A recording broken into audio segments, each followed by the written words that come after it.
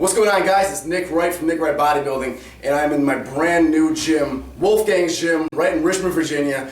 Literally the most amazing gym I've ever been in. It's hardcore, it's old school, it's a rare breed, yet it's in a small town location, so it's not jam-packed. You tend to get the gym to yourself. I'm in awe, I'm in heaven right now. So we're smashing out chest, and what I've been working on is the 5x5 routine. This is my Bible when it comes to breaking strength plateaus and moving up in both strength, power, and overall muscle.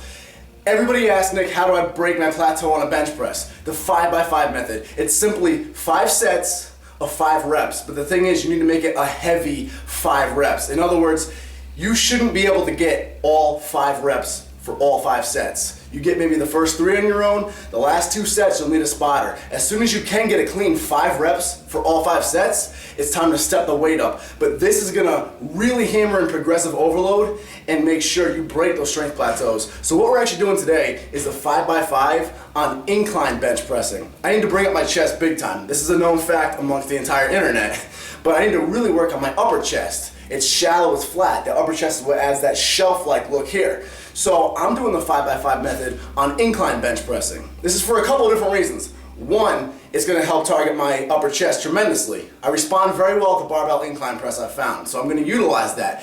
2, everybody works on their flat bench. You'll see a lot of kids with an impressive flat bench, but then you get them on the incline bench and all of a sudden a lot of kids can't even get the 45s on the incline bench while they're bench pressing 275 on flat. It's because the incline bench is a much harder exercise. You can't usually do as much weight. You're usually weaker on it. So I think it's more impressive and ultimately more fun to have a strong incline bench. So we're going to work on strength training here with the incline bench, build up that overall strength, build up my upper chest, and by doing a heavy compound movement in the beginning like this, I'm also going to pre-exhaust my delts and my triceps because I'm very arm dominant. So the following exercises, which you'll see are much lighter and much more focused on muscle hypertrophy and isolating the chest, my chest will come through and shine all the way because my delts and my tris will be totally exhausted after this first movement. So let's kill it. So warming up is vital, but you want to warm up correctly with the 5x5. Basically, you want to make sure you're nice and loose because it's a heavy movement. However, you want to conserve as much energy as possible because these 5 sets ahead of you are the hardest, heaviest 5 sets of your life. So short and sweet wins the race. I'm doing 1 set of 135, only about 10 reps, and I'm just working on my quick explosive launch. Then I do a segue set of 185, but I only do about 2 or 3 reps.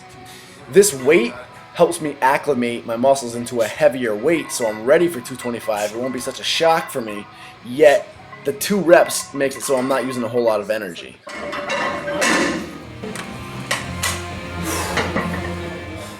So the 5x5 begins, and today my weight is 225. I actually was just barely maxing this weight out about a month and a half ago when I got back into incline pressing. So my progress has been pretty good. However, a lot of that's muscle memory for me, so don't expect to improve that fast. This is my cousin Justin. He's actually not training to be a bodybuilder or a powerlifter at all. He's literally just trying to get in better shape, but he moved up from doing the 35s in the bar all the way up to 145 in about a month and a half. So this method works for anybody, not just bodybuilders or powerlifters.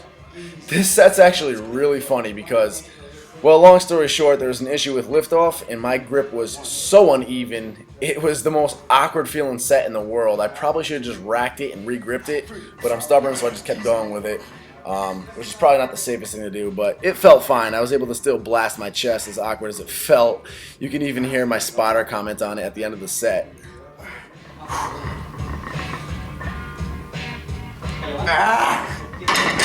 Dude, your grip on that was so off. I know! 2, 3.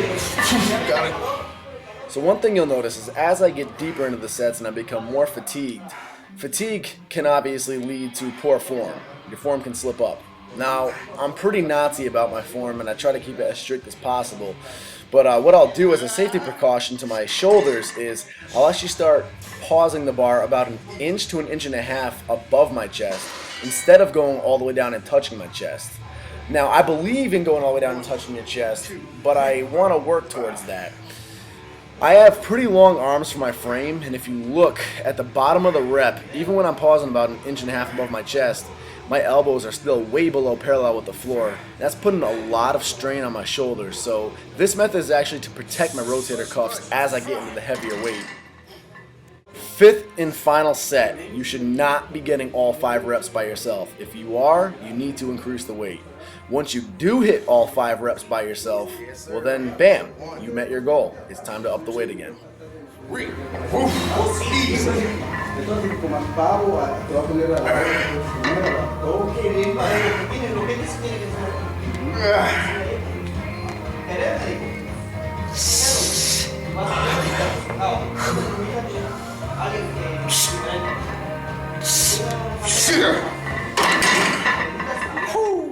I am not built for pressing. I'm that kid who took 2 years to even max out 135 on flat bench, so I'm more than ecstatic about my progress today on incline bench pressing.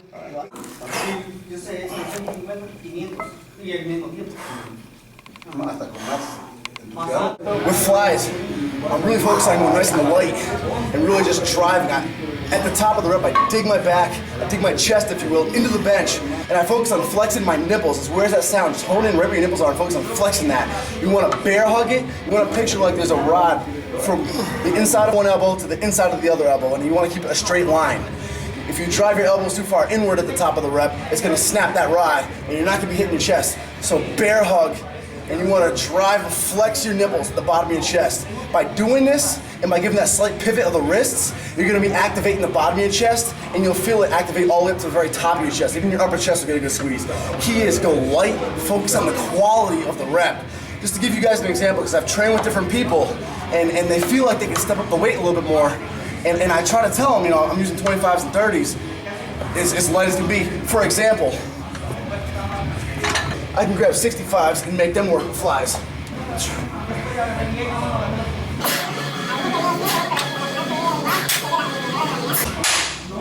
I can rep out 65s. I've done 80s on incline before. So the thing is, it's really saying something if I'm struggling all of a sudden with 30s and making that be the heaviest I go in this entire workout.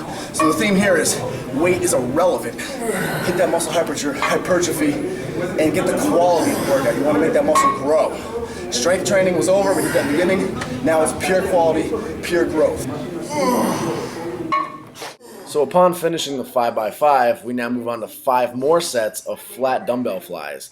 But this time we're going 12 to even 15 reps if we can. Your chest should be burnt after this. I'm currently weighing about 170 pounds. I stepped on the scale tonight, fully clothed in what you see me wearing, and after a full night of eating, and I was about 175 even, so I'm probably about 170 first thing in the morning, and that's at about 5'7", maybe 5'8" if I'm lucky. So the plan is to continue hardening up a little bit and do a nice lean bulk for the rest of the year. I'll be sure to update you guys on my 5x5 progress. You do the same and share it on NWB.